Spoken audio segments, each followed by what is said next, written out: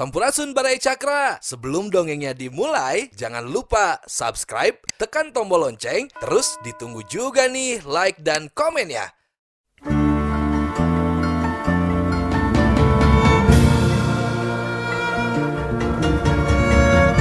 Baraya Cakra, parantos waktosna 80,5 FM Radio Cakra, midangkeun dongeng Sunda Dora-Dori. Simkuring sapara kanca ngahaturkeun wilujeng ngadangukeun.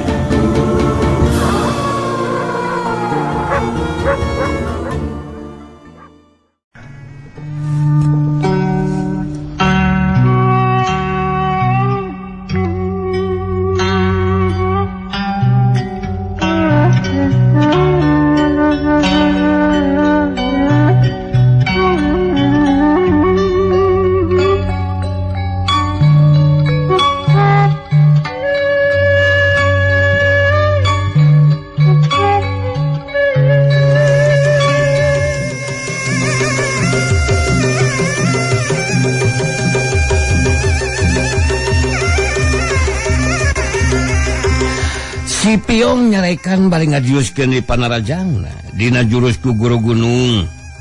Atuh Mang Dekong reka cingkrak dina gerakan hap-hapinda dibarengan ku ngasupkeun jurus males narajang lawan. Si Piong ngakilak nyalametkeun igaana bari leungeun katuhuna ngaheuk rek ngahanca gigir. Cilung Mang Dekong ngacaweul bari mapag pigelang lawan. Tapi teu wudu manehna ngaranju. Barang ngarasa pigelang anu dipeupeuh teh teu asna alah batan besi. Leuwih-leuwih ngarasa reuwas lantaran musuna terus nyuruntul dua leungeunna ranggah rek ngarames leuheung. Mang Dekong ukur bisa malik pikeun nyalametkeun beuheungna. Anu satulus ngacaul deui dina gerakan mencek kejat sedang dampal sukuna anu jebrag teh ngaheat ka tukang ngawangun gerakan tejeh kuda beger anu hasilna lumayan oge ngajetruk nengel kana gado si Piong anu ngajadikeun gerakan anu jadi kaneg ngarasa kaget ku gerakan musuhna nu teu disangka-sangka gadona karasa asa nyengsol jabaleh tahna getihan kagegel ku huntuna sorangan. Bari nyusutan getih anu ngalaitina bibirna. Si Piong merong ka musuhna ngarasa kaget oge, kolot-kolot tapi gerakanana kacida kesitna. Sanajan ari tenggeulana mah kumanehna teu karasa parnana. Tapi ari terus-terusan kabeunangan mah matak jengkel oge. Sedang manehna mah tacan bisa males sekali-kali acan, ari lain tadi mah bisa nyiduhan. Nah kalakah molotot Baraya capek sering jaha lain rek ngarakak iga aing sete hampek atuh kena laksanakeun. Mang Dekong mapanas musuhna. Gede hulus ya aing mah moal mundur sasiku ngenjat satu jang beas deuleu eueuh turunan deuleu kudu ngejat di pakalangan mah deuleu. Si Piong hatena asa direram. Ketalangkengan sabrut we narajang dina gerakan bagong bayangan anu kakuatanana dina hulu. Nyuruduk bari nyolocoskeun dua ramona anu mangrupakeun siung begu. Bagu lapar yo. Mang Dekong ngerikat cingkrak ka gigir. Kakara oge sukuna ngaheulang rek ngirimkeun tajong sapu jagat. Sakilat si Piong malik nuturkeun. Mang Dekong rikat ngarobah gerakanana. Cilung ngaliwat kaluncatan badan si Piong. Suku kencana ngacedak kana tak-takna. Sedang suku katuhuna bari nuliskeun luncat teh nejeh dina geraan sepak kuda ngadat. Atuh geus teu ngeunah deui bae pikeun anu maca mah nu ngadangukeun sabab nu ngadongengna kabujung ngecageun heula. Engke urang lajengkeun deui.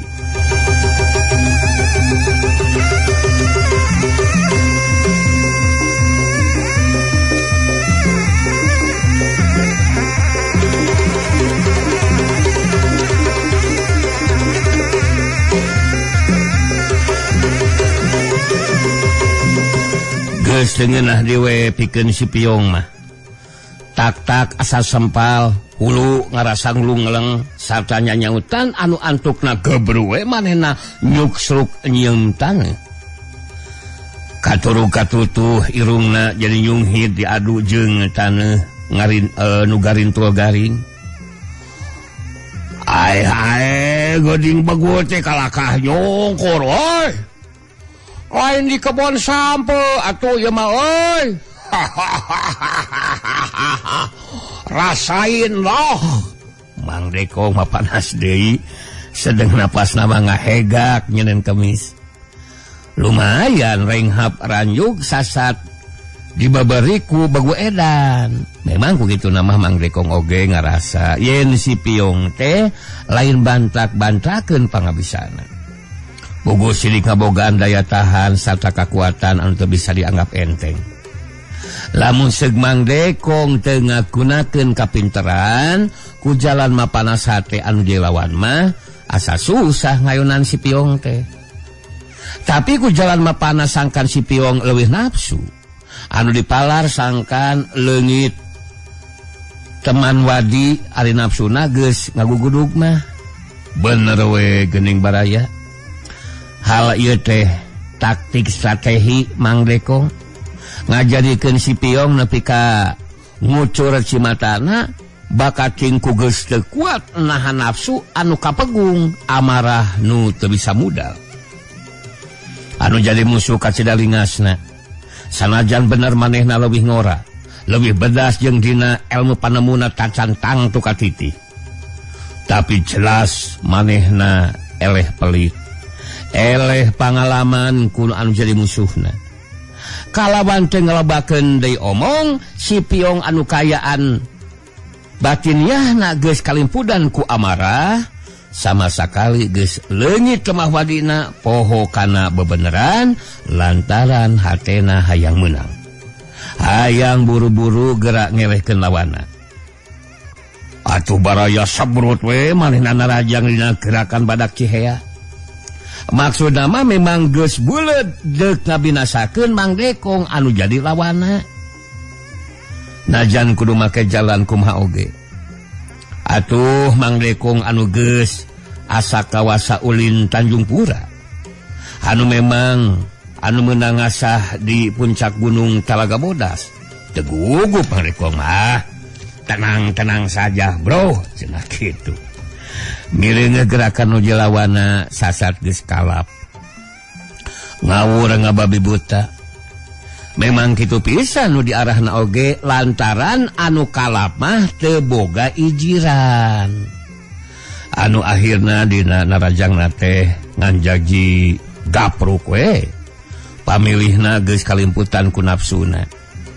Anu kieu mah sanajan tangguh-tangguh oge moal hese-hese teuing ngalawanana. Waktu si Piong nyuruduk rek nuburukeun huluna bari dibarengan ku ngaheatkeun dua leungeunna anu tadi mangrupa cula badak, ayeuna geus rubah wujud jadi mangrupa tenggelan anu rek ngahanca silah jeung tak-takna. Mang Dekong ukur ngageserkeun kuda-kudana jadi nyerong. Sedengkeun leungeunna geus dicadangkeun pikeun ngakebug punduk anu nyuruntul poos gigireun. Tapi teu kira-kira ngaranjugna lantaran sakilat naker musuhna geus malik leungeun kencak atuhuna ranggah rek ngarawel beuheung. Gilak Mang Dekong ngalalapkeun silahna dina gerakan monyet ngemil meunang mulungan ti gumilar anu jadi incu kukutna. Jahu! Beureup Mang Dekong ngahanca dadalawan. Halah! Anjing! Sakit anjing! Si Piong anu geus musirkeun kakuatanana nu diwangun ku ilmu batu karang. Saeutik oge awakna tegedag bulu salamal.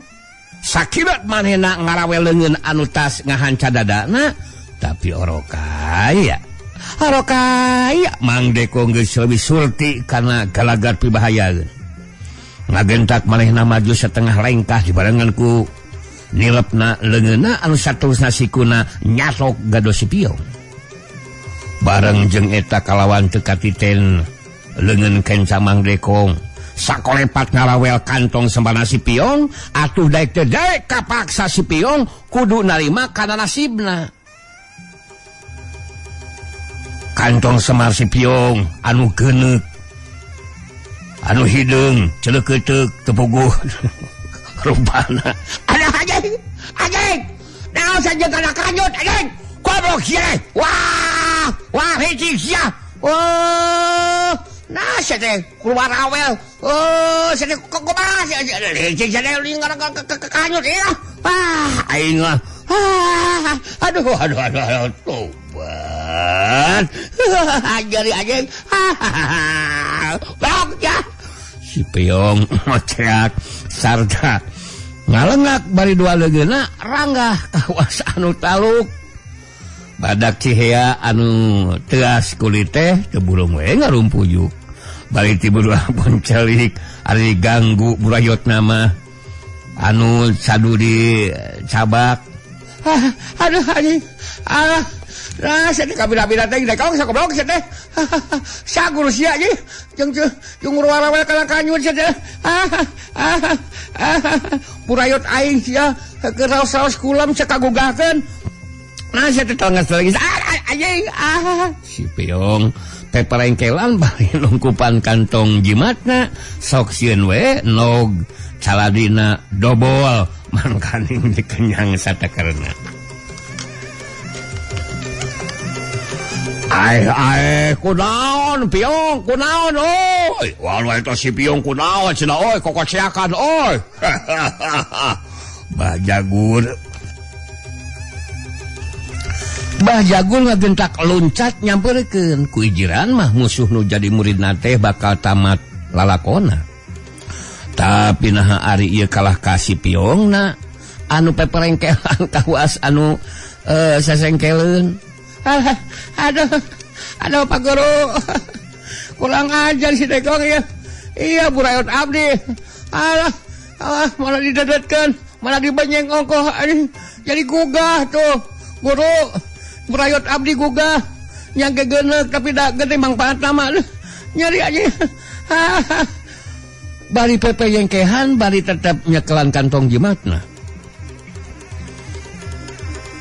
Naon sate nu leungit teh Piong? Naon sate? Bah Jagur kaget.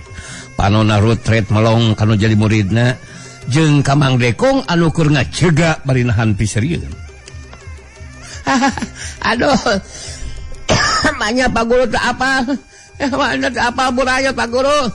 Ari dicentrekeun mah punten barayanya. Lah kumaha atuh manya kana kanyut kudu nyebatkeun baso. Iya kaleci Pak Guru. Pak Guru kaleci abdi di Jamret. Kaleci. Nanaonan ari si lain ha? Kawas bebenyit make ngagugubug kaleci sagala sia teh.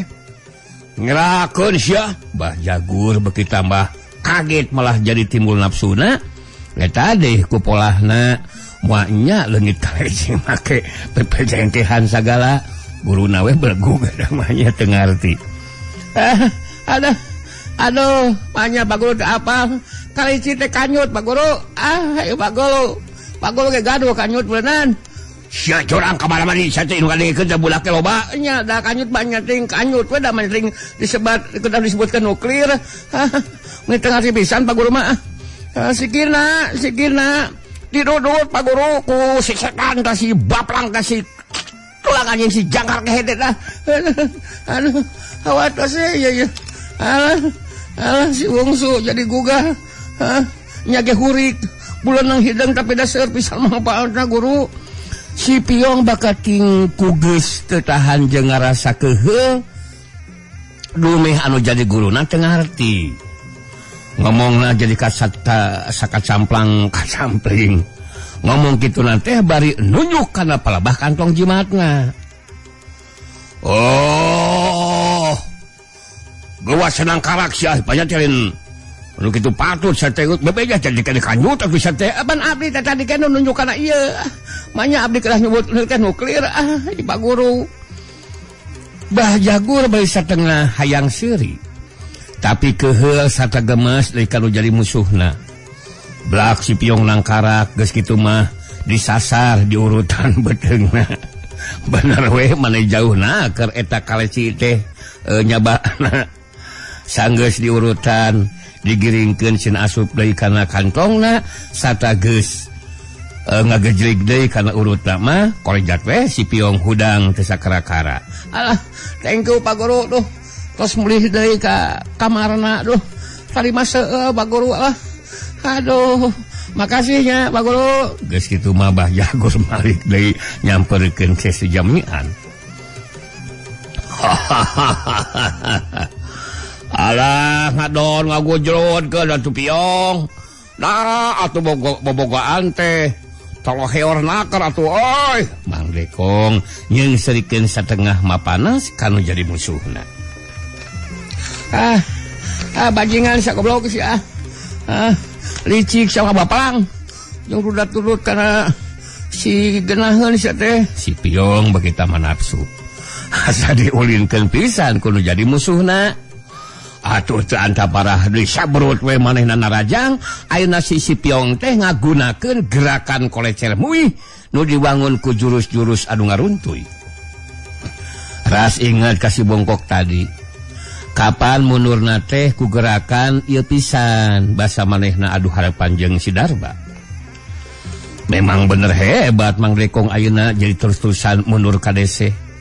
Taya pisan dangka pikeun males narajang. Eger mah dina gerakan cung cacing cet mah kurang maher manehna teh. Kata mah gerakan kolecer muih teh sajabana ti ngahujanan ku jurus-jurus anu taya reureuhna oge ngabogaan daya betot anu kacida hebatna. Ngan hadena teh teu saperti kakuatan si Darba tadi. Tapi sanajan kitu tumarapna ka Mang Dekong mah kacida ribueunana. Waktu Mang Dekong satekah pola deuk ngepeskeun panarajangna. Kalawan rekat pisan si Piong oge luncat ngiheulaan ngabarengan gerakan anu jadi musuhna. Anu antukna geus teu bisa dikepeskeun deui sakaligus Mang Dekong kabeunangan dada jeung taktakna. Ngan alusna teh manehna mah kapacelengkeun aya satumbakna dalam munseug tageun mah piraku we badana teu eumer sasa terus kahujanan ku jurus-jurus padingdang anu ngaruntuh dilakukeun ku leungeun duanana marupa kolecer anu muih ngabulang baling ngababukan sedeng sukuna but-but ngarah kana kekemplong. Waktu ningali anu jadi musuhna geus ngabengkang bari ku sakose. Si Piong ngagagak seuri bunga lantaran ceuk ijeranana nya di dieu tamati wayatna anu jadi musuhna teh. Srog si Piong kahareup dina pasangan nu mangrupa maung lapar. Palonna merong neuleuh kana mangsana. Anu sakali ieu mah daek teu daek Mang Dekong kudu narima kana nasibna. Tapi Mang Dekong anu memang geus taya dangka deui pikeun ngejat, ras inget kana gerakan anu jadi incuna. Nyaeta gumilar anu sok kagunakeun gerak tipu maung ocon pikeun nadah panarajang lawan. Atuh dina datangna musuh anu ngagunakeun gerakan maung lapar, nyaeta maung lapar ngarekep ditane ku pasangan maung ocon. Barang gabruk oge si Piong ngarontok. Rikat Mang Dekong newak pepeuteun si Piong sarta nu nyelkeun dua suku kana beteungna. Atuh teu ampun dikalayang we badan si Piong anu ngagunakeun tanaga sapinuhna teh ngalayang ngaliwatan badan Mang Dekong. Koleang kecret sirah si Piong neungar satakar kebek kana tangkal kiara anu aya di sisi gawir.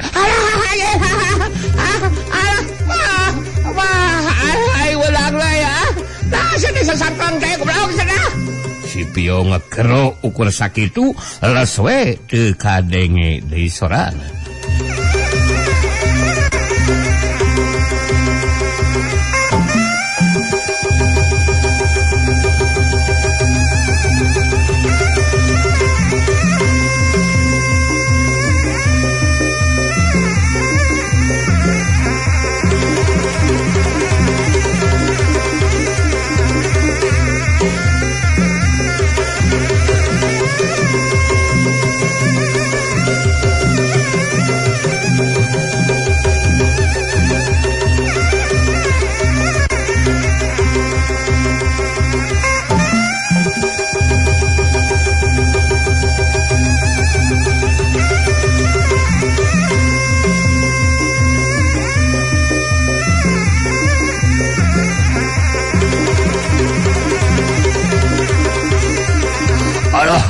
Piong Bah Jagur ngagero rewas lantaran sidik teka palingan sirah si Piong anu jadi murid nate belah nengar kana tangkal kiara getihna ngawor-wor sarta polona tembong naraplok dina tangkal. Wah Gusti nu Agung astagfirullahaladzim. Aduh Mang Dekong oge ngagero rewas teu nyangka bakal kitu kajadianana lantaran saeutik oge manehna teu boga maksud rek kabinasa nepi ka ajalna. Sajongjongan mah Mang Dekong nangtung bari ngajengutan bukeuna anu geus ampir bodas kabeh. Haneueuh kaduhung hanyelu minuhan perasaanana. Dihente-hente oge manehna teh geus ngalakukeun Rajapati ka papada kaula. Lenglang di pakalangan ngadu hayam kibarji teh geus eueuh anu ting kulinting. Mang Dekong geus kasisi nyampeurkeun aki sidik. Tungkul ngaharuk bari ngecelakeun Cipanon. Cipanon anu ngebrehkeun rasa haneueuh hanyelu kaduhung. Rasa kaduhung aku kajadian si Piong nepi ka hanteuna. Sanajan ajalna teh lain dihaja sasat mehna mah ngabela diri. Sabab lamun teu kitu buah dirina sorangan anu bakal ngalakonan kalabon pati di sasa aku anu jadi musuhna. Si Piong geus diparayang dibawa ka imah Kibariji. Direndengkeun jeung si Darba anu jiwana geus teu kapuluk deui. Cinekna ayeuna mah geus jempling iwati renghap napas-napas nu ditarahan jeung inghakna Mang Dekong anu keur ceurik kanyanyerian. Ebreh kacangan ku obor anu masih keneh ngabebelah.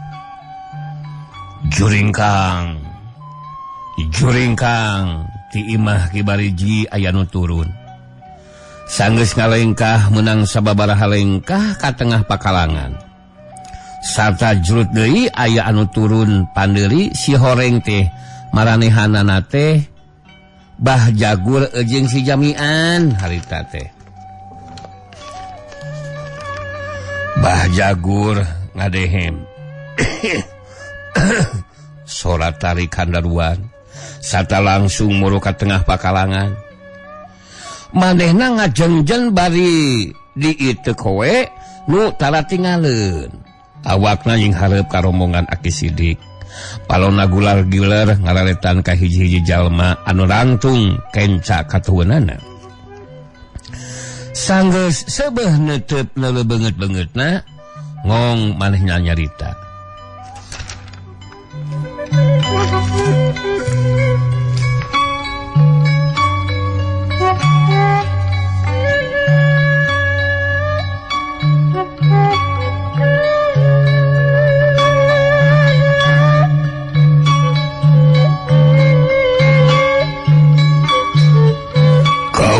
Jauh-jauh lunta Cujung Kulon lain lantung tambuh laku lain ngalengkah sakaparan-paran. Tapi boga maksud rek mang maleskeun ka nyeri murid-murid kaula.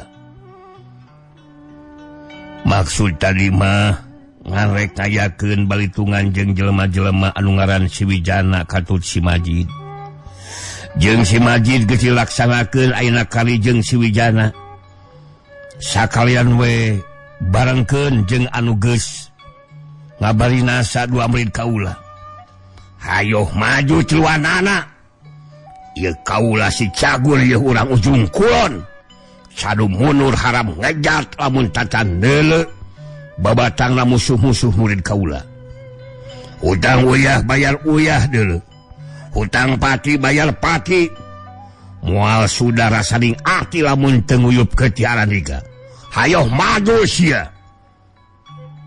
Barang gumilar ngadengi susumarna Bah Jagur nangtang ka manehna. Gua cengkat bari ngalesotkeun leungeun Nyi Arum anu tita tadi muntang pageuh kana pepeuteuyanana. Maksudna mah gumilar rek asup ka pakalangan. Tapi tekanyahuan pamurtala geus melesat manten miheulaan. Srog bahena pahareup-hareup jeung Bah Jagur. Hebat oge euy. Tapi Andika rupana lain jelema anu dipika butuh ku kaula. Saha Andika? Saha Andika? Bah Jagur rada kaget oge mireung rupaan anu teu parok jeung batur. Ieu mah esuning pika sebereun. Kaula murtala guruna Ki Air Pai. Saha? Kaula murtala guruna Ki Air Pai. Pamurtala nerangkeun maneh bari ngajega. Air Pai, kaula Air Pai.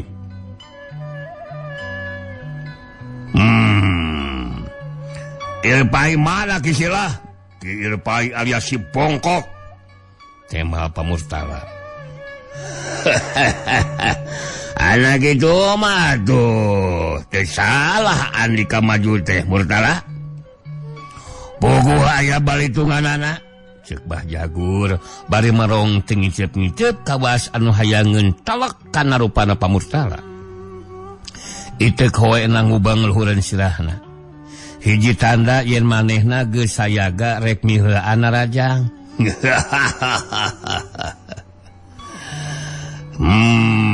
Ngabalitungkeun kalakuan batur pamurtala teu kebat nyaritana lantan hoe ujungna Bah Jagur geus ngahiuk manten rek ngababukula. Ai tong rusuh teuing atuh sate Jagur. Kelanan bari kasempatan kau rek nyarita sate kuasain kolot wae sate. Ceuk pamurtala bari ngalegotkeun awakna kagigir mikeun Panarajang. Tadina mah hayang mawa ngadongeng heula sugan we Bah Jagur bisa dibawa bener. Henteu murugul nutkeun hawa nafsu jahatna. Alah. Teu perlu deuleu. Teu perlu kabau-bau sungut samurtala. Yeuh kaula si Jagur deuleu. Teu sudi ngadenge omongan ti musuh. Sakali maju taruhanana jiwa ngalayang deuleu. Bah Jagur kitu nate bari ngahiukeun deui hoena. Terus nyastar badana pamurtala anu teu dibari kasempatan pikeun nyeunghap. Atuh pamurtala kokole bada nyingkahan Panarajang lawan tapi tacan daikeun males. Jagur, lalaki sajati mah moal palsu kawas Andika. Hayang menang bajeng licik. Anu hayam oge anu sihan jeung anu sihan deui. Anu lemor jeung anu lemor deui. Ceuk pamurtala bari ngalegot kagigir terus nguliwat kana tangkal kiara. Atuh habek we tangkal kiara teh digebuk nepi ka nyeblok tapak we. Lamun sekeuna kana sirah teh mah teu bujan bajret.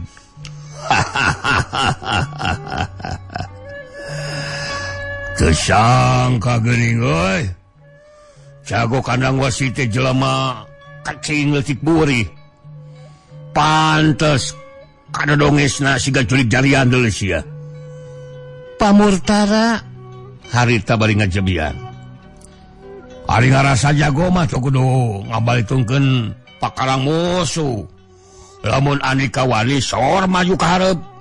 Tapi mun Andika mung dikirimkeun ka neraka menang asal ayeuna geura mundur. Geura mundur sia. Bah Jagur bari ngaheumbatkeun deui itu koena.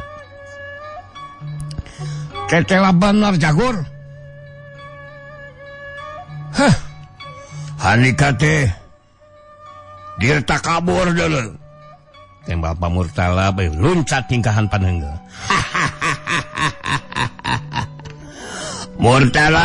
Murtala kaula mah dileutik teh nyaho. Naon anu disebut dir takabur teh? Wek ke aing mah. Kaula tara menta dihampura jeung tara ngahampura ka sing sawae oge. Tong loba bacot saja aing mah. bari hiuk we Bah Jagur datang ti gigir rek ninggas beheung. Jorelat Pak Murtala ngejat bari sukuna ngahelang rek najong-najong pigelang. Tapi kalawan tapis pisan Bah Jagur ngasakicep ngarobah gerakan leungeunna. Heatuh. We anu gedena mesa gede bitis teh ngahakan bincurang Pak Murtala. Pak Murtala ngacaul anu saterusna ngajeprek. Tenggelan musuhna karasa panas, perih, nyeri, nyaksak kana sakujur badan. Kurang-kurang namah mal bisa menyat deui. Ngan bebuhan dingang kajago kolot anu lain sabongbrong, lain jore-jore. Sakitu ditenggel ku tanaga bobot 1000 keti teh, bincurangna teu kerel-kerel, ukur ngagempeng beureuh. Neuleuh musuhna ngajoprak, hiuk deui we ujungna teh diheumatkeun rek ngapabukeun atawa dek dibabukeun kana sirahna. Pak Murtala sanajan mehna masih kene diuk rikat kageser dina ulin pangonsai, gerakanana teu beda we ti buaya nyabat mangsa. Barang jeung ngablatukna paneungeul Bah Jagur ngahancatan nepi ka mulak ngebuul. Leungeun kenca Pak Murtala ngacedak kana peupeuneuyan, sedengkeun sukuna anu mangrupa buntut buaya ngacekuk ngahakan palipisanana disusul ku leungeun katuhuna nyayang kana beuteungna. Anu antukna sanajan sakumaha ngalinggirig andihina, Bah Jagur ngacaul ka tukang sababaraha rengkah. Riuk beungeutna muring geus nahan ka nyeri. Puguh tenggelan-tenggelan Pak Murtala teh lain sabongbrong. Sanajan bener Bah Jagur ngawasa ilmu batu karang anu ngandelkeun kawadukanana, tapi ilmu Pak Murtala oge teu kurang-kurang ampuhna. Wedalan kana wesi teh teu bisa dianggap remeh. Waduh. Orang ajar sia Murtala. Bah Jagur ngagentak hudang ngarasa kaget oge ku kahebatan tanaga lawan lantaran saingetan manehna teh tacan ngarasa ragrag di pakalangan. Anu mata kuntup oge dumeh ceuk pangrasana mah moal pitandingeunana ngalawan ka manehanana teh.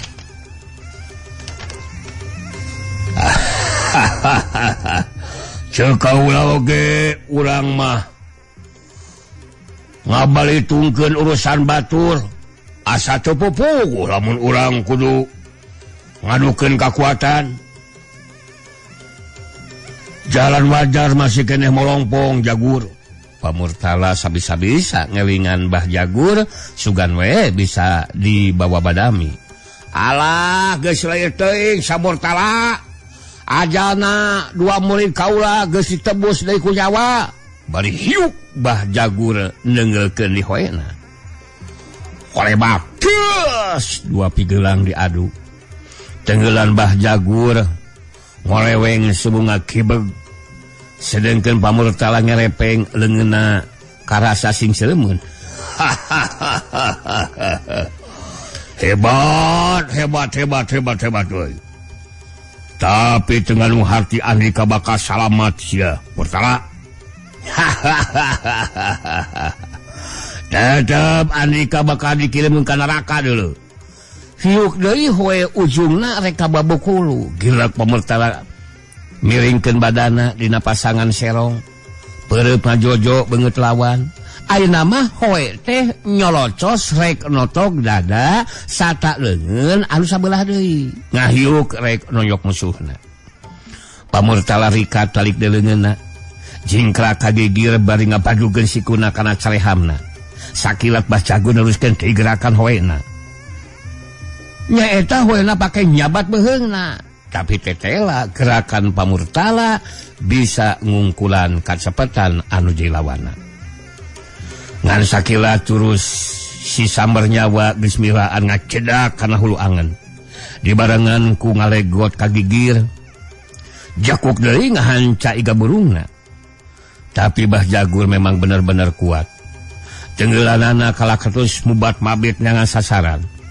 Anu dina ngalawana kapaksa Pak Murtala kudu merestanaga ngagunakeun kakasitanana api kenyingkahan tenggelan-tenggelan musuhna anu moal buah kasidah hebatna.